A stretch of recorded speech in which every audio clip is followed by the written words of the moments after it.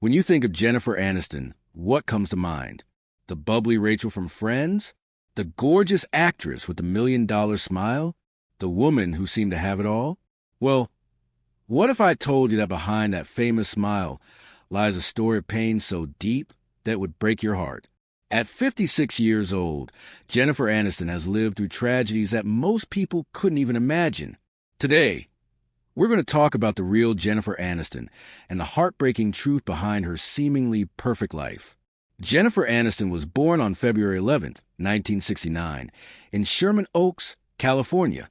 You might think being born into a Hollywood family would be like winning the lottery, but for little Jennifer, it was more like being thrown into a storm she never asked for.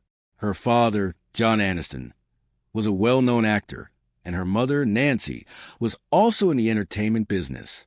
Sounds glamorous, right? Wrong. When Jennifer was just a tiny child, her family moved to New York City. But instead of the bright lights bringing joy to their home, they seemed to highlight all the cracks that were already there.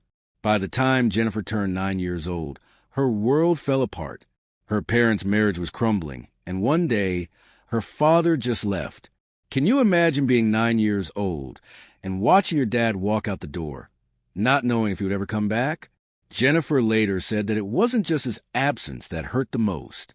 It was the silence that followed. The house became so quiet you could hear your own heartbeat. For a little girl who was already sensitive and caring, this silence was like a knife cutting through her heart every single day. She learned way too young that people you love can just disappear without any warning. But the pain didn't stop there. Her mother, Nancy, would struggle with her own issues. She would often make harsh comments about Jennifer's appearance. She would tell her she was too heavy, that her hair looked wrong, or that she needed to stand up straighter.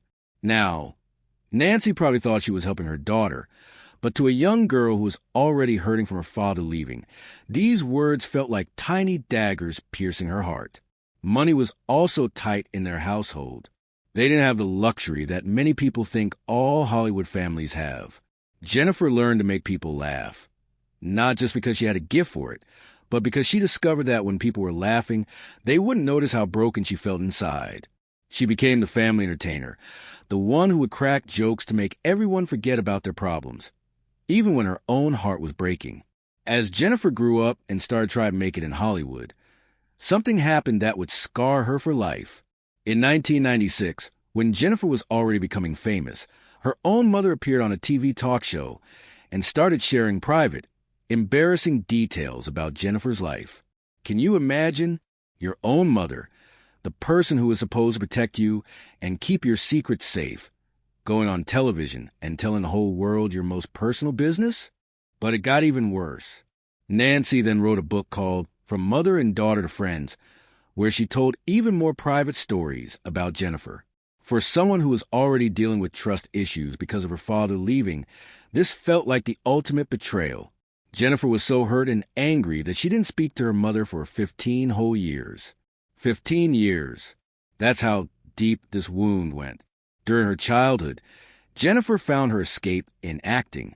When she was just 6 years old, she started getting lost in make-believe worlds where she could be anyone she wanted to be. Acting became her safe space, the one place where she felt like she belonged. She went to a special school called the Waldorf School where creativity was celebrated, and later attended the famous LaGuardia High School in New York City. But even as she pursued her dreams, the road was incredibly difficult. After graduating in 1987, Jennifer had to take all sorts of odd jobs just to survive. She sold timeshares over the phone, waited tables, and even delivered food on a bicycle through the busy streets of New York. Every penny she earned went toward paying for acting classes and auditions.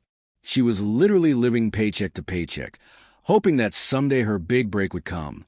Jennifer got small roles here and there, but nothing that lasted. She was on several TV shows between 1990 and 1994, but each one got canceled quickly. She started to wonder if maybe acting wasn't meant for her after all. At just 25 years old, she was emotionally exhausted and ready to give up on her dreams. But then something magical happened. One day, while she was getting gas at a station in Los Angeles, she met Warren Littlefield, who was a big shot at NBC. He told her about a new show they were working on and encouraged her not to give up. He said she had something special. That show turned out to be Friends, and it would change Jennifer's life forever. When Jennifer auditioned for Friends in 1994, she originally tried out for the role of Monica, but the producers saw something different in her. They saw her as Rachel Green, the spoiled rich girl who would grow into an independent woman throughout the show. Jennifer brought a mix of humor, vulnerability, and genuine warmth to the character that made millions of people feel like Rachel was their real friend. For 10 years, from 1994 to 2004, Friends was the most popular show on television. Jennifer became a household name, and everyone wanted to copy Rachel's hairstyles and fashion choices. By the final season, Jennifer was earning $1 million per episode, making her one of the highest-paid TV actors ever. She won awards, appeared on magazine covers, and seemed to be living the American dream. But fame came with a price that Jennifer never expected. Every single thing she did became news. If she cut her hair, it was front-page news. If she wore a certain outfit, everyone wanted to copy it. The line between Jennifer the person and Rachel the character became so blurred that sometimes even Jennifer didn't know where one ended and the other began. During the height of Friends' success, something wonderful happened to Jennifer. In 1998, she met Brad Pitt, one of Hollywood's biggest movie stars. They were introduced by friends who thought they would be perfect together, and they were right. When Jennifer and Brad started dating, they quickly became the most famous couple in the world. Brad was incredibly handsome and charming, and he made Jennifer laugh in ways she hadn't laughed since she was a child. For the first time in her life, Jennifer felt like she had found someone who truly understood her. They fell deeply in love, and in 1999, Brad proposed. The whole world was obsessed with their relationship. Magazines called them the perfect couple, and everyone wanted to know every detail about their romance. On July 29, 2000, Jennifer and Brad got married in a beautiful ceremony in Malibu. It was like something out of a fairy tale. They had 200 guests, thousands of flowers, candles everywhere, and when it got dark, they set off fireworks over the ocean. Jennifer looked absolutely stunning in her wedding dress, and when she walked toward Brad, she looked like the happiest woman in the world. For a while, everything seemed perfect. Jennifer and Brad started a production company together, and they supported each other's careers. In interviews, Jennifer would light up when she talked about Brad. She called him her best friend and her partner in everything. For the first time since she was a little girl, Jennifer felt like she had found a safe place to call home. But fairy tales don't always have happy endings. By 2005, cracks started showing in their marriage. Both Jennifer and Brad were incredibly busy with their careers, traveling all over the world for movies and spending weeks apart. They were like two ships passing in the night, waving at each other from a distance, but never really connecting anymore. Then the rumors started. People began saying that Brad had fallen in love with Angelina Jolie while they were making a movie together called Mr. and Mrs. Smith. The gossip magazines went crazy with the story, following Jennifer everywhere she went and looking for signs that her marriage was falling apart. In January 2005, Jennifer and Brad announced they were getting divorced. The news hit like a bomb exploding. Fans all over the world felt like they had lost something personal. But for Jennifer, it was a complete destruction of the life she thought she would live forever. What made it even worse was how public everything was. Photographers camped outside her house, taking pictures every time she stepped outside. They watched for signs that she was crying, that she was falling apart, that she couldn't handle the pain. Even simple things like buying groceries or getting coffee became torture because there were always cameras clicking and people staring. Then came the cruelest blow of all. Rumors started spreading that Jennifer didn't want children and that this had ruined her marriage. For a woman who had always dreamed of being a mother, this lie cut deeper than anything else. People were actually saying that she was selfish and that she had chosen her career over having a family. It was completely untrue, but the damage was done. The truth was much more heartbreaking. Jennifer had been trying to have children for years. She went through round after round of fertility treatments, getting painful injections and taking hormones that made her feel sick. She tried everything modern medicine had to offer, and when that didn't work, she tried alternative treatments too. month after month. She would hope that this time would be different, and month after month, she would be devastated when the test came back negative. What made it even harder was watching Brad start a new family with Angelina Jolie. They adopted children from different countries and had biological children together. Every time there was a new baby in their family, the media would remind everyone that Jennifer still didn't have children. They would show pictures of Angelina's growing family, right next to pictures of Jennifer alone, as if they were keeping score of who was winning at life. For years, Jennifer endured this torture in silence. Every tabloid magazine seemed to have a story about whether she was pregnant, analyzing every photo to see if she looked like she might be expecting. They turned her body into a public battleground, and she had no way to escape it. Jennifer tried to rebuild her life after her divorce. She focused on her career, taking on more serious movie roles to show that she was more than just Rachel from Friends. Movies like The Good Girl and Cake proved that she could handle dramatic roles and wasn't just a comedy actress. But no matter how successful her movies were, people still seemed more interested in her personal life. In 2008, Jennifer fell in love again, this time with musician John Mayer. She was 39 years old and ready to try love again, even though her heart was still tender from the divorce. John was younger and had a wild energy that was both exciting and a little dangerous. He could make her laugh until her sides hurt one night, then disappear for days without calling, leaving her wondering what she had done wrong. The relationship was like an emotional roller coaster. One day she would feel on top of the world, and the next day she would be staring at her phone, wondering why he wasn't answering her calls. When they finally broke up, it felt like another betrayal. She had opened her heart again, only to have it broken in a different but equally painful way. 3 years later, in 2011, Jennifer met Justin Theroux on a movie set. This time felt different. Justin was thoughtful and artistic, with a quiet sense of humor that made Jennifer feel calm and safe. They took their time getting to know each other, and in 2015, they got married in a small, private ceremony at their home. For a while, Jennifer thought she had finally found her happily ever after. She was 46 years old, and this felt like her second chance at lasting love. She and Justin seemed to understand each other in a way that was comfortable and real. They would spend quiet Sunday mornings reading the newspaper together and having long conversations that stretched late into the night. But even this love story wasn't meant to last. By 2017, just 2 years after their wedding, Jennifer and Justin announced they were separating. This time, there was no big scandal, no third person involved, no dramatic confrontation. They had simply grown apart, like two plants that need different amounts of sunlight and water to survive. At 48, Jennifer found herself divorced for the second time. The house felt too quiet again, the bed felt too big, and she had to learn once more how to live alone. But this time, she was older and wiser, and she handled the pain differently. She didn't let the hurt consume her the way it had before. Throughout all these relationship struggles, Jennifer was also dealing with the ongoing heartbreak of not being able to have children. By the time she was in her 40s, she knew that her chances of becoming a mother were getting smaller and smaller. The fertility treatments had taken a physical and emotional toll on her body and her spirit. In 2016, when Jennifer was 47 years old, she decided she couldn't stay silent anymore. She wrote a powerful essay for the Huffington Post, where she spoke directly to the world about how tired she was of being judged for not having children.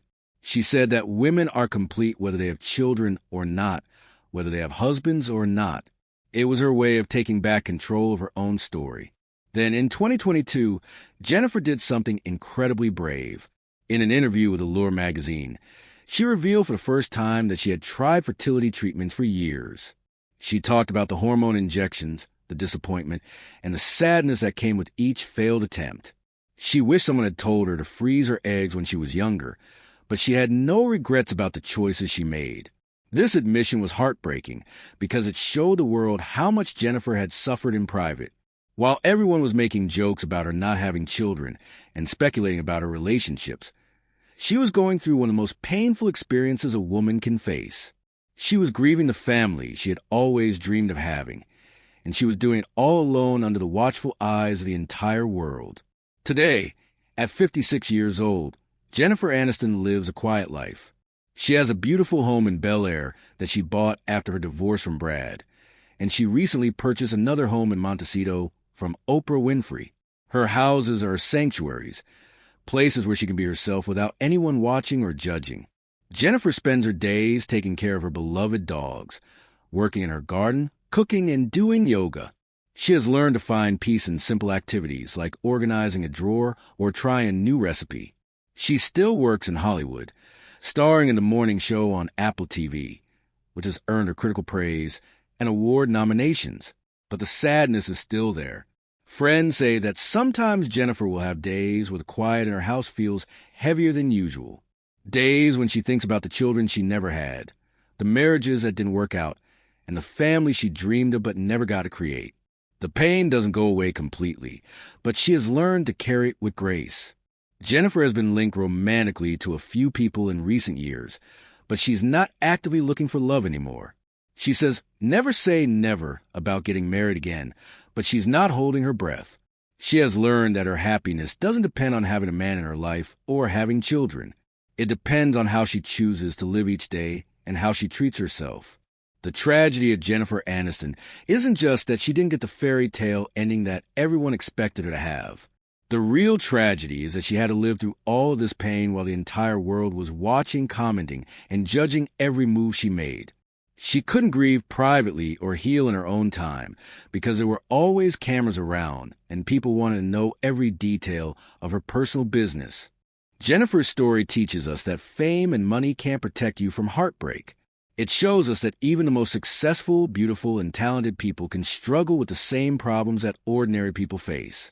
The difference is that Jennifer had to face her problems while millions of people watched and offered their opinions. But Jennifer's story is also one of incredible strength and resilience. She has survived a difficult childhood, 3 failed relationships, years of fertility struggles, and decades of public scrutiny. She has turned her pain into art, creating performances that touch people's hearts because they come from a place of real experience and genuine emotion. At 56, Jennifer Aniston is not the same woman who married Brad Pitt in that fairy tale wedding in Malibu. She's not the young actress who thought love would solve all her problems or that having children would complete her life. She's a woman who has been tested by life in ways that would break many people, and she's still standing. Jennifer has learned that happiness isn't about checking boxes on a list of things you're supposed to have. It's not about having the perfect husband, the perfect children, or the perfect life that looks good in magazines. Real happiness comes from accepting yourself as you are, finding peace with the choices you've made, and building a life that feels authentic to who you really are inside. The woman who once made millions of people laugh as Rachel Green has become someone who understands pain in ways that most of us never will. But instead of becoming bitter or angry, she has chosen to use her experiences to help other people feel less alone in their own struggles. Jennifer Aniston's tragedy is heartbreaking because it reminds us that life doesn't always turn out the way we plan, even for people who seem to have everything.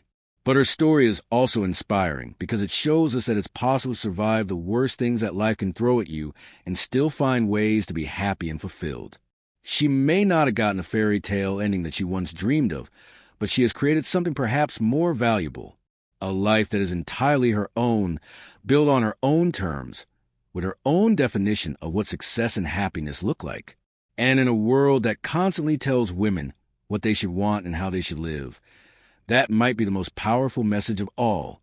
If Jennifer Aniston's story has touched your heart the way it has touched mine, please hit that like button to show your support for this incredible woman who has given us so much joy over the years while dealing with so much pain in her private life.